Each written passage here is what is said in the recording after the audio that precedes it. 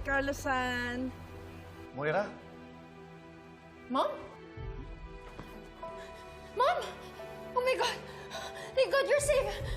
Hi, Zoe-san. Naku, miss na kita, anak. Wait. Are you in Japan? Hi, nandito ako sa Mount Fuji area. Natakasan ko sila. Ang saya, di ba? Buti nakarating ka na dyan. Siyempre, dahil mas mautak pa ako sa mga naghahabol sa akin, ika nga ng kanta, ako ang nagwagi. Wait lang, Mommy. Anong ginagawa mo dyan? Is this your number? No, temporary number ko to. Bibili pa lang ako ng bagong SIM. Wait. Ito ba yung plano nyo? Yes. Nasa Japan na makakatulong sa mami mo. Moira, kausapin mo na si Mamushi.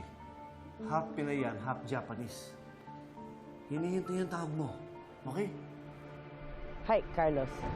Sabi nga nila, Nihonga Daisuki desu, which means I love Japan.